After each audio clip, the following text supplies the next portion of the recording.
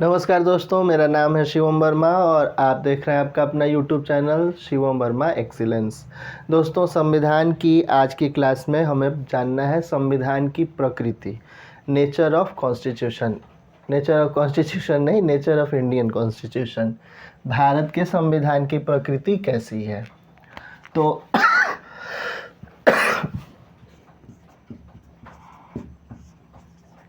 संविधान की प्रकृति, भारतीय संविधान की बात हो रही है, ऑफ कोर्स, इसको ध्यान से समझिएगा। तो नेचर का अर्थ पहले हम समझते हैं कि नेचर का अर्थ क्या है, प्रकृति माने क्या। तो देखिए, अगर हम बात करें मनुष्य के प्रकृति की, नेचर की, तो मनुष्य की प्रकृति के बारे में आप यही कह सकते हैं कि कोई मनुष्य जो है वो गुस्सैल है, कोई शांत स्वभाव का है ना, कोई सबको मिला के चलता है और कोई अकेले ही बढ़ने में विश्वास करता है। यानी हर व्यक्ति जो है वो अलग अलग तरीके का है। तो मनुष्य की जो प्रकृति है उसी तरीके से संविधान की प्रकृति को भी समझना है। मतलब कि संविधान हमारा जो है वो क्या सबको लेके चलने में विश्वास करता है या सिर्फ अपनी बात कहना जानता है। अगर देश की बात हम करें तो क्या देश में सबको खुश करना जानता है संविधान, या सिर्फ एक अकेला कोई व्यक्ति खुश हो जाए ऐसा चाहता है ना। यानी नेचर कैसा है संविधान का, मेन चीज़ ये। तो प्रकृति की जब भी बात होती है तो दो चीज़ें हमेशा समझ में आनी चाहिए। क्या है वो? तो पहली है संघात्मकता और दूसरी है एकात्मकता, है ना। अब संघात्मकता को बस आप ये समझिए कि एक परिवार है। इसको मैं बिल्कुल सिंपल अर्थों में अगर समझाऊं तो एक परिवार है जिसमें एक बहुत बुजुर्ग व्यक्ति हैं, मान लीजिए 85-90 साल के, उनके बेटे हैं मान लीजिए 60 साल के, उसके अलावा उनके नाती पोते हैं, सब हैं। और कोई डिसीजन जो है अगर करना हो परिवार में, तो वो जो बुजुर्ग व्यक्ति हैं क्या वो सबसे बातचीत करके और तब उस निर्णय को लेते हैं, या फिर खुद में निर्णय ले लेते हैं। यानी कि सबका मन रखना, सबके मन को वो रखते हैं, सबके मन की बात होती है, या फिर वो बुजुर्ग व्यक्ति जो है वो सिर्फ और सिर्फ अपनी करते हैं। इसी उदाहरण से आप समझ भी सकते हैं। यानी अगर वो सबके मन की बात रखते हैं तो वो लोकतांत्रिक तरीके से सोच रहे हैं, और अगर वो सिर्फ अपनी ही करते हैं, दूसरों की नहीं सुनते, तो फिर वो अलोकतांत्रिक या गैर लोकतांत्रिक तरीके से काम कर रहे हैं। ठीक वैसे ही अगर हम संविधान की प्रकृति को समझें तो इसको हम इसी से सिमिलरिटी बैठाएं कि यदि केंद्र सरकार और बाकी राज्य सरकारें सबकी बात हो, यानी सब मिलजुल के एक साथ काम करें, तो संघात्मकता यानी लोकतांत्रिक मूल्य जो हैं उनकी बात होगी, लोकतंत्र की बात होगी, और सिर्फ केंद्र सरकार की का ही राज चले। तो ऐसे में सिर्फ एकात्मक संविधान होगा, यानी एकात्मकता होगी और डिक्टेटरशिप होगा। जाहिर सी बात है कि लोकतांत्रिकरण तो नहीं होगा, यानी लोकतांत्रिक मूल्य जो हैं वो कहीं स्थापित नहीं हो सकेंगे। तो अब प्रश्न ये है कि हमारा जो संविधान है, इंडियन कॉन्स्टिट्यूशन है, कि क्या वो संघात्मक है या फिर एकात्मक है। यानी क्या वो पूरे केंद्र सरकार के साथ साथ सभी राज्यों के हित की बात करता है, यानी मिला जुला के बात चले, सब साथ चले, सबका साथ सबका विकास। एक आप समझिए इस चीज़ को। अब कोई मैं नारा नहीं बोल रहा, मतलब इस चीज़ को आप समझिए, मैं ये बोल रहा हूँ। या फिर एक का साथ एक का विकास, यानी एक ही रहे और एक ही, यानी सिर्फ और सिर्फ केंद्र सरकार ही जो मन करे फैसला वो करे, राज्य सरकारों की सुने नहीं, जो मन कर रहा है करते जा रही है। संविधान में भी सिर्फ उसी के लिए सारी चीज़ें हैं, राज्य सरकारों को कोई पावर ही नहीं है ना। तो क्या हमारा संविधान एकात्मक मूल्यों वाला है, यानी संविधान की प्रकृति एकात्मक है या फिर संघात्मक है ना। तो दो विद्वान हुए, एक हुए केसी वियर, है ना, केसी वियर, और दूसरे हुए आइवर जेनिंग्स। इन दोनों ने कहा कि हमारा जो भारत का जो संविधान है इसमें संघात्मकता जो है उसके बहुत तत्व नहीं है, यानी हम इसको पूर्णतः संघात्मक तो नहीं मान सकते, है ना। पूर्णतः संघात्मक नहीं माना किसने? केसी वियर ने और आइवर जेनिंग्स ने। इन्होंने कहा कि नहीं, ये पूर्ण संघात्मक नहीं है, हम नहीं मानते। तो क्या पूर्ण एकात्मक है? तो जब ये प्रश्न है तो फिर इसके उल्टा एक प्रश्न और खड़ा होता है कि अगर आप ये कह रहे हैं कि भारत का संविधान पूर्ण संघात्मक नहीं है, तो प्रश्न है उठता है कि क्या फिर पूर्ण एकात्मक है? तो फिर इसका जवाब आया कि नहीं, पूर्ण एकात्मक भी नहीं है। तो फिर क्या है भाई? तो केसी वियर साहब ने कहा कि भारत का संविधान न तो संघात्मक है न तो एकात्मक है, ये क्वैसी फेडरल है।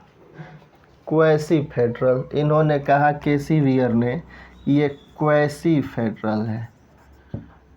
अब इसका मतलब क्या होता है? तो इसकी हिंदी होती है अर्ध संघीय,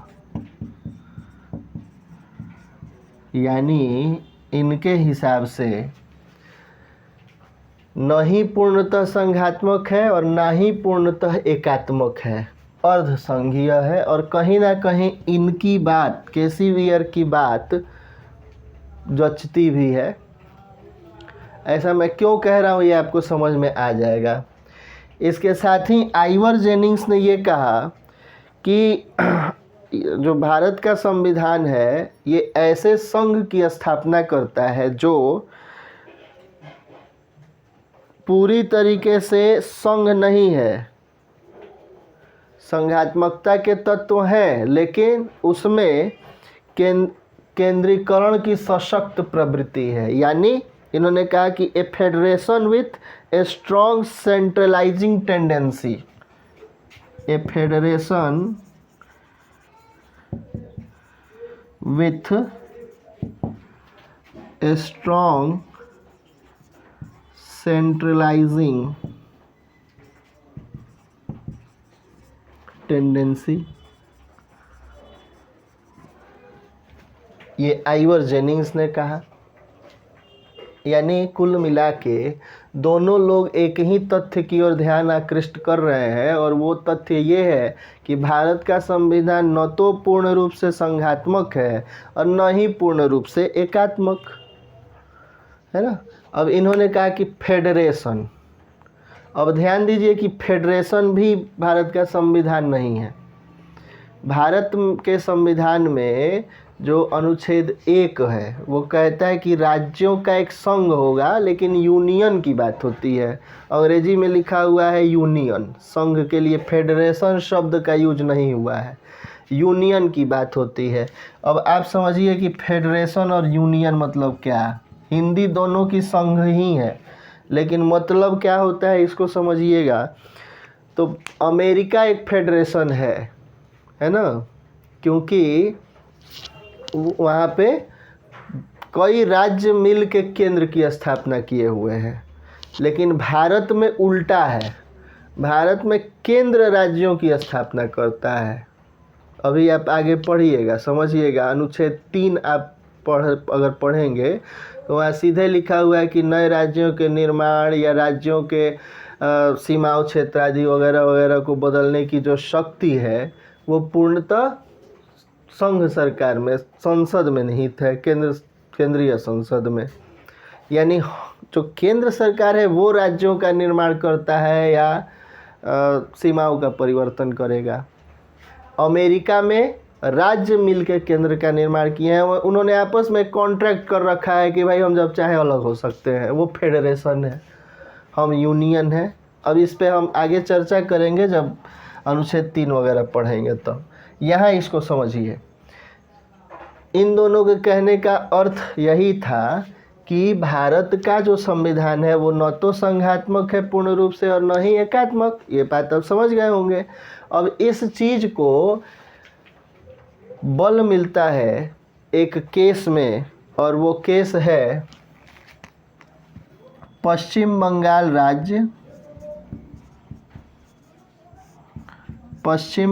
राज्य बनाम भारत संघ का। बनाम भारत संघ का क्या हुआ इस केस में? तो वर्ष 1963 का ये केस है और इसमें यह निर्धारित किया सुप्रीम कोर्ट ने कि भारत का संविधान पूर्ण संघात्मक नहीं है। इस केस में कहा गया, क्या कहा गया? कि भारत का संविधान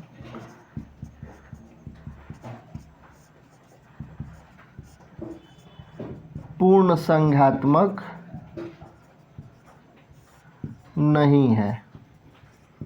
यानी केसी वियर और आइवर जेनिंग्स की बात को बल मिला है ना। तो पूर्ण संघात्मक नहीं है, इसका मतलब कि एकात्मकता के तत्व भी हैं। अगर हम एक सामान्य बुद्धि अप्लाई करें तो हम यही समझ पाते हैं कि अगर पूर्ण संघात्मक नहीं है तो पूर्ण एकात्मक भी नहीं है। यानी कि दोनों का मिला जुला के हमारे संविधान की प्रकृति बनती है ना। इसके अलावा, इस केस के अलावा एक और केस आया, एसआर बोम्मई बनाम भारत संघ।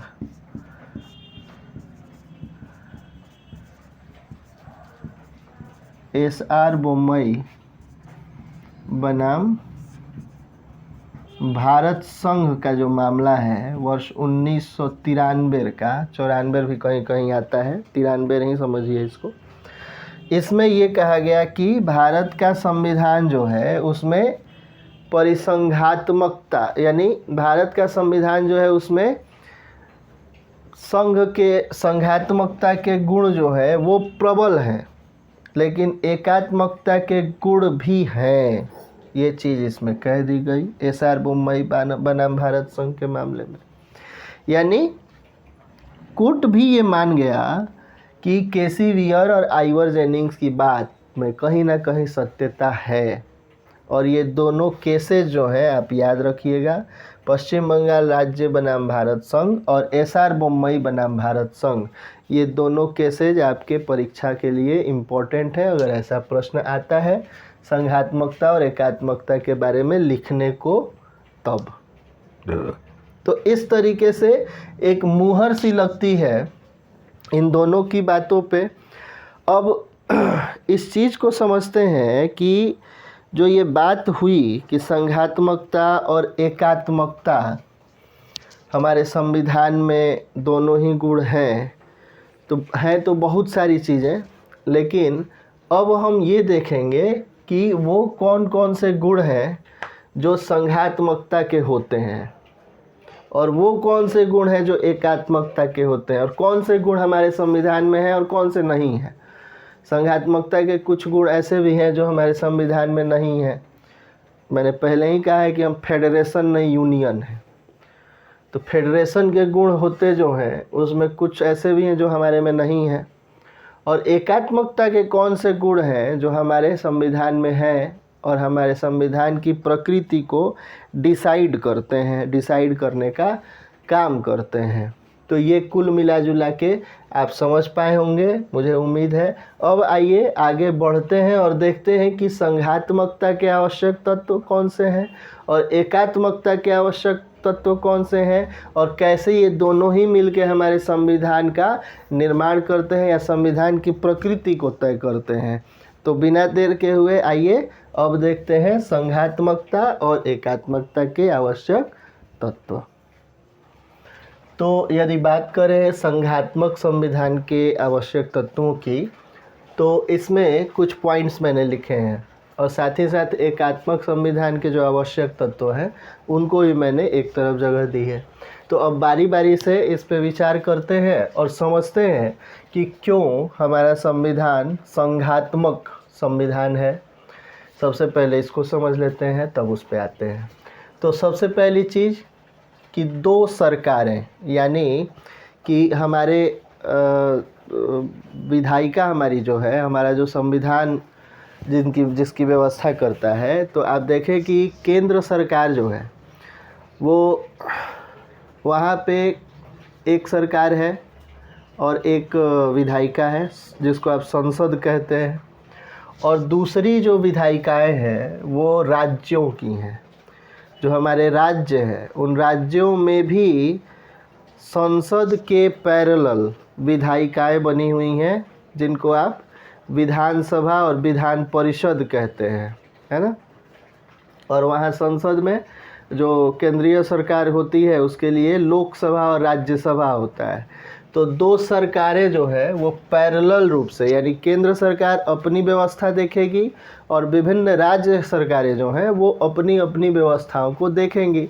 तो इस तरीके से ये मिला जुला के, यानी तुम भी अपना चलाओ हम भी अपना चलाएंगे, यानी एक पूरे देश के लिए एक सदन और विभिन्न राज्यों के स्थानीय समस्याओं के लिए, जो राज्य की समस्याएं हैं उनके लिए या उनके लिए विधि बनाने की जो व्यवस्था है उसकी व्यवस्था जो है वो राज्य सरकार की विधायिकाएं करती हैं विभिन्न राज्यों की, और उसमें होता है विधान परिषद विधानसभा। आगे बात करें शक्तियों का विभाजन, तो केंद्र सरकार और राज्य सरकार अलग अलग इनके पास शक्तियां हैं, पावर्स हैं कि वो विभिन्न चीज़ों पे कानून बना सकती हैं। कैसे? तो संविधान की जो 7वीं अनुसूची है, 7वीं, ध्यान रखिएगा और याद भी रखिएगा, 7वीं अनुसूची जो है इसमें 3 सूचियों की व्यवस्था की गई है ना। पहली संघ सूची, दूसरी राज्य सूची और तीसरी समवर्ती सूची। ये बाकायदा बांट के बता दिया गया है कि किसका प्राधिकार किन चीज़ों पे कानून बनाने का होगा। जो संघ सूची है इस पे केंद्र सरकार कानून बना सकती है, यानी वैसे विषय जो संघ सूची में है उन पे सिर्फ और सिर्फ केंद्र सरकार का ही प्राधिकार है कानून बनाने का, जैसे रक्षा हो गया, विदेश हो गया, है ना। इस तरीके के जो भारी भरकम विषय है उन चीज़ों पे कानून बनाने का या काम करने का जो अधिकार है वो केंद्र सरकार का है, यानी संघ सूची में वो चीज़ें आएंगी। दूसरी अगर बात करें राज्य सूची की, यानी राज्य सूची में वैसे विषय होंगे जिन पर विभिन्न राज्य कानून बनाते हैं और ये इनमें संघ सरकार का बहुत हस्तक्षेप नहीं होगा। हालांकि हस्तक्षेप है, अनुच्छेद 249 में अभी आपको समझाऊंगा, उसमें आप पाएंगे यहाँ पे एकात्मक में, तो मैं उसको समझाऊंगा, लेकिन बहुत ज़्यादा हस्तक्षेप नहीं है। सामान्य स्थिति परिस्थिति में राज्य सूची पर राज्य ही कानून बनाते हैं, उन विषयों पे राज्य को ही कानून बनाना है। तो यहाँ पे भी यानी अलग अलग शक्तियाँ बांटी हुई हैं। तीसरी एक है समवर्ती सूची, और ये जो समवर्ती सूची है इस पे केंद्र सरकार भी कानून बना सकती है और राज्य सरकारें भी कानून बना सकती हैं, दोनों ही। हालांकि अगर ये विषय हो जाए कि किसका कानून लागू होगा तो वहाँ पे केंद्र सरकार का जो कानून है उसको प्राथमिकता दी जाएगी। ध्यान रहे राज्य सूची में जैसे भूमि जो है या पुलिस जो है ये सब राज्य सूची के विषय हैं, है ना। समवर्ती सूची की अगर बात करें तो शिक्षा, स्वास्थ्य वगैरह वगैरह, ये सब समवर्ती सूची में आते हैं। तो इस तरीके से बांट दिया गया है शक्तियों को। देखिए, झगड़ा वहीं होता है जहाँ बात पावर की होती है। सास बहू का झगड़ा क्यों होता है? सास बहू का झगड़ा इसलिए होता है कि हस्बैंड कमा के आता है और पैसा दे देता है माँ को, तो उसकी जो पत्नी है वो कहती है कि पैसा मेरे हाथ में क्यों नहीं दे रहे हो, है ना। तो अब ऐसा झगड़ा ना हो, इसलिए हस्बैंड क्या करेगा, कुछ पैसे उसको देगा, कुछ पैसे उसको देगा। तो ऐसे में मामला जो है वो शांत बना रहेगा, शांत माहौल बना रहेगा। तो इसीलिए ये झगड़ा ना हो, इसलिए ये सूचियाँ बांट दी गई हैं, ये विषय बांट दिए गए हैं। और विषय बांट दिया गया है, पावर्स बांट दी गई हैं, तो झगड़ा होगा ही नहीं, मामला ही ख़त्म। तो इस तरीके से ये व्यवस्था संघात्मक संविधान, यहाँ पे भी लिखित संविधान है हमारा।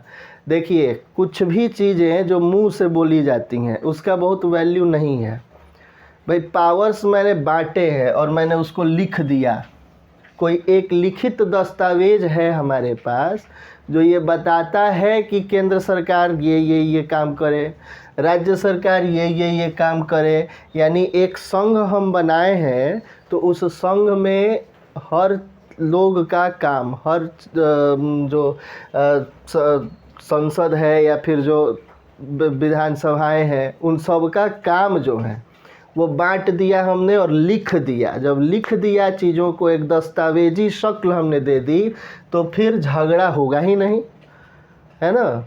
आपने बहुत सारी चीज़ों को सुना होगा, और ज़मीन के मामले आते हैं तो उसमें होता है कि मैंने उनकी सेवा की थी तो उन्होंने मुझे कहा कि अब तुम ही इसको जोतना बोना। तो फिर अगली पार्टी कहती है तो लिख के दिया, तो नहीं, लिख के नहीं दिया, बस हो गया, मामला ख़त्म, अब झगड़ा शुरू। तब उस ज़मीन के अधिकार के लिए लोग दावा ठोकने लगते हैं, है ना। तो इसीलिए हमने लिख दिया है चीज़ों को, और जब लिख दिया है तो झगड़ा होगा ही नहीं, डॉक्यूमेंट्री फॉर्म दे दिया है हमने। तो लिखित संविधान जो है ये बहुत बड़ी चीज़ हो गई संघात्मक संविधान के आवश्यक तत्वों में। अगली चीज़, संविधान की सर्वोच्चता। न सिर्फ हमने लिखा है, बल्कि अगर कोई भी मामला बिगड़ता है, अगर केंद्र सरकार, राज्य सरकार कोई भी हो, कानून बनाती है, तो सुप्रीम कोर्ट क्या कहता है? सीधे कहता है कि क्या ये संविधान के विभिन्न अनुच्छेदों पे कानून खरा उतरता है? नहीं उतरता है तो नल एंड वाइड घोषित करो, ख़त्म करो मामला। यानी कोई दिस दैट नहीं, हाँ, सीधे संविधान की ही बात होगी, किसी की भी बात नहीं होगी, न केंद्र सरकार न ही राज्य सरकार।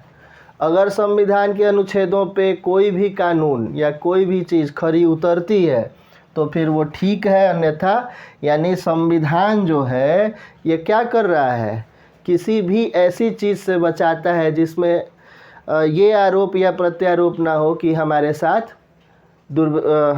जो है ये समानता का व्यवहार नहीं हो रहा है। यानी केंद्र सरकार भी संविधान के आगे नतमस्तक है, राज्य सरकारें भी, और दोनों ही संविधान के अधीन हो गई। अगली चीज़, दोहरी नागरिकता। ध्यान रखिएगा, ये हमारे इंडिया का कॉन्सेप्ट नहीं है, लेकिन चूंकि ये संघात्मकता का आवश्यक तत्व है, इसलिए ये आप जानिए। हमारे यहाँ दोहरी नागरिकता नहीं है, अमेरिका में है। अमेरिका में जो केंद्र सरकार है उसकी भी नागरिकता, और आप जिस राज्य के हैं उसकी भी नागरिकता होनी चाहिए। हमारे यहाँ ऐसा कॉन्सेप्ट नहीं है, हमारे यहाँ एकल नागरिकता का प्रावधान है। लेकिन चूंकि ये एक संघात्मकता का आवश्यक तत्व है, इसलिए इसको आप पढ़िए। इसीलिए तो हमने पूरी तरीके से हम संघात्मक नहीं हैं, इस पे विचार विमर्श हुआ है। इसके पहले मैंने अभी ये बताया है आपको कि हम कैसे पूरी तरीके से संघात्मक नहीं है, कैसे इस पर सुप्रीम कोर्ट के क्या क्या निर्णय है, उन सब को भी आपने देखा है। अगली चीज़, द्विसदनीयता, है ना। दो सदन जो है वो हमारे यहाँ है, यानी लोकसभा और राज्यसभा, ये दोनों ही मिल के काम करती है। यानी लोकसभा जो है वो लोगों की, आम जनता की सभा है, वहाँ पे जनता के प्रतिनिधि होते हैं, और साथ ही साथ जो राज्यसभा है उसमें राज्य अपने प्रतिनिधि भेजता है, यानी लोग जो कहें वो ठीक है, और राज्य सरकारों की बात को रखने के लिए वहाँ राज्यसभा है। यानी ये भी एक संघात्मकता का बहुत विशेष और आवश्यक तत्व हो जाता है। तो इस तरीके से ये रहे आपके पूरे कुल 6 जिनको हमने अभी समझा। अब हम आते हैं एकात्मक संविधान के आवश्यक तत्वों पे, जिसमें सबसे पहला है राज्यपाल का पद, और सबसे इम्पोर्टेंट भी ये है क्योंकि इस समय की जो स्थिति है आप हमेशा सुनते होंगे कि कहीं ना कहीं केंद्र सरकार जो है और राज्य सरकार में राज्यपाल के पद को लेके तानातानी हुई रहती है। आपने अगर ध्यान दिया हो तो अरविंद केजरीवाल की सरकार जब थी दिल्ली में, तो जो एलजी थे वहाँ के, उनमें और अरविंद केजरीवाल में जो आपकी सरकार थी उसमें हमेशा ठनी रहती थी। तो ये झगड़ा जो है ये राज्यपाल के पद की वजह से होता है। तो अब इस चीज़ को आप समझिए क्यों ऐसा होता है। जो राज्यपाल का पद है ये कई बार इसलिए विवाद में है क्योंकि माना जाता है कि राज्यपाल जो है ये केंद्र सरकार का प्रतिनिधि या फिर राज्य के संवैधानिक प्रधान की जगह केंद्र के एजेंट के रूप में ज़्यादा कार्य कर रहा है। यानी जो केंद्र सरकार है वो राज्यों में अपने एजेंट छोड़ रखी है कि कुछ भी गड़बड़ हो हमें रिपोर्ट करो। तो ऐसे में राज्य जो हैं उनमें एक अजीब तरीके की कसमसाहट है, और वो कसमसाहट है कि राज्यपाल जो है वो हमारे गार्जियन होने चाहिए थे, लेकिन ये जो है ये केंद्र सरकार के एक कठपुतली बन गए हैं। तो कठपुतली के रूप में आज के समय में राज्यपाल को ज़्यादा जाना जाने लगा है, और इसलिए ये पद जो है, हालांकि ये एकात्मक संविधान के आवश्यक तत्वों में इसलिए है कि केंद्र सरकार जब चाहे तब उसको लगे, राज्यपाल अगर चाहता है, राज्यपाल को लगता है कि हाँ इस राज्य में अब जो है संवैधानिक व्यवस्था विधि का शासन ख़त्म हो गया, तो फिर वो केंद्र सरकार को बोलता है कि अब यहाँ पे आप राष्ट्रपति शासन लगा दो, है ना। तो राज्यपाल के माध्यम से केंद्र क्या कर रहा है, कंट्रोल किए रहता है राज्यों पे। यानी केंद्र सरकार ने अपने प्रतिनिधि छोड़ रखे हैं राज्यों में ताकि वो चीज़ों को अपने हैंड में लेके कंट्रोल करके रखें, मामला बाहर ना हो, मामला बिगड़े नहीं। लेकिन विवाद भी है इस पद के साथ। खैर हमें क्या कर रहा है, हमें तो ये पढ़ना है कि भाई एकात्मक संविधान के आवश्यक तत्वों में आता है कि नहीं। तो ये आता है। अनुच्छेद 155 जो संविधान का है वो राज्यपाल के नियुक्ति की बात करता है कि विभिन्न राज्यों में राज्यपाल होंगे। एक राज्यपाल एक से अधिक राज्यों का भी राज्यपाल नियुक्त हो सकता है, लेकिन ये एकात्मकता का एक विशिष्ट उदाहरण है राज्यपाल का पद, और ये इसीलिए इम्पोर्टेंट है। अगला, राष्ट्रीय हित में राज्य सूची के विषयों पर विधि बनाने की संसद की शक्ति। तो ये क्या है, इसको आप समझिए। 2 अनुच्छेदों को आप ध्यान से समझिएगा। एक अनुच्छेद है अनुच्छेद 249 और एक अनुच्छेद है अनुच्छेद 252, है ना। मान लीजिए कि किसी विशिष्ट राज्य में किसी विशेष कानून की आवश्यकता है और राज्यसभा को ये लगता है, राज्यसभा को ध्यान रखिए, केंद्र सरकार जो संसद है वहाँ पे लोकसभा राज्यसभा होती है, और वहाँ राज्यसभा को ये लगता है कि एक से अधिक राज्यों को इस कानून की आवश्यकता है ना। तो फिर वो कानून बना दिया जाएगा। राज्यसभा उसका प्रस्ताव रखेगी संसद में, पहले राज्यसभा में आएगा, फिर लोकसभा से पारित होगा, फिर राष्ट्रपति सिग्नेचर करेंगे और कानून बन जाएगा। तो ऐसे में वो कानून 1 साल ही मान्य होता है। ये अनुच्छेद 249 के अंतर्गत, यानी राज्य सूची के विषयों पर भी संसद को ये शक्ति है। राज्यसभा उन विषयों को टच करेगी जिसपे राज्य सरकारें कानून नहीं बना रही, यानी राज्य सूची के किसी विषय पे राज्यसभा कानून बनवा सकती है, यानी उसका प्रस्ताव राज्यसभा में आएगा फिर लोकसभा में। तो अनुच्छेद 249 ये कहता है। अनुच्छेद 252 ये कहता है कि राज्य सूची के किसी विषय पे अगर कोई राज्य कानून नहीं बना पा रहा है तो वो राज्य क्या करेगा, राज्यसभा से कहेगा कि आप संसद से कानून बनवा दो हमारे लिए। और विशेष बात यह है कि अनुच्छेद 249 से बना हुआ कानून सभी राज्यों पर लागू होता है 1 साल के लिए, लेकिन अनुच्छेद 252 से बना कानून उन्हीं राज्यों पर लागू होगा जिन्होंने ऐसी बात राज्यसभा में कही है या संसद से विशेष आग्रह किया है कि उनको उस विषय पर कानून चाहिए। अगली चीज़, नए राज्यों के निर्माण एवं वर्तमान राज्यों के क्षेत्र सीमा एवं नाम बदलने की संसद की शक्ति। संविधान का जो अनुच्छेद 3 है, अनुच्छेद 3 ये संसद को ये विशेष शक्ति देता है कि जब भी वो चाहे वो राज्यों का, नए राज्यों का निर्माण कर सकती है, या फिर अगर चाहे तो उत्तर प्रदेश और बिहार को मिला के एक नया राज्य बना सकती है और उनका नाम भी रख सकती है। ये टोटल का टोटल डिपेंड करता है संसद पे। हालांकि ऐसा होने नहीं जा रहा है, मैं एक बात कह रहा हूँ, लेकिन संसद को ये शक्ति है, यानी यहाँ पे राज्यों का कोई वश नहीं चलने वाला, और इसलिए ये एकात्मक संविधान का आवश्यक तत्व है। अगली चीज़, आपात उपबंध यानी इमरजेंसी। इमरजेंसी हमारे यहाँ जर्मनी के संविधान से आया है, और अगर व्यवस्थाएं विफल होती हैं या फिर बाहरी आक्रमण हो जाता है, गृह युद्ध छिड़ जाता है, या कोई ऐसी अप्रिय स्थिति आ जाती है जिसमें केंद्र सरकार को लगता है कि अब हमारे देश की एकता और अखंडता जो है वो दोनों खतरे में है, तब ऐसी स्थिति में क्या किया जा सकता है, इमरजेंसी की घोषणा की जा सकती है। 352, 356 और 360 तीन अनुच्छेद जो है, अनुच्छेद 352 से राष्ट्रीय आपातकाल, अनुच्छेद 356 से राज्यों में राष्ट्रपति शासन, और अनुच्छेद 360 से वित्तीय आपातकाल की घोषणा केंद्र सरकार कर सकती है, और इसमें राज्यों का कोई भी वश नहीं चलेगा। उसके बाद एक बात यह है कि एक संविधान है पूरे देश के लिए, इसमें तो कुछ खास नहीं है, पूरे देश के लिए एक ही संविधान है। पहले जम्मू कश्मीर में अलग संविधान होता था, लेकिन फिर हमारे जो माननीय गृह मंत्री हैं इस समय, उन्होंने बुद्धि भिड़ाई और कश्मीर जो है वो क्या हो गया, यूटी घोषित हो गया। और जब ऐसा हुआ तो फिर वहाँ के संविधान की मान्यता ही खत्म हो गई। तो पूरे देश के लिए एक और मात्र एक संविधान की व्यवस्था है, और ये एकात्मकता का आवश्यक तत्व है।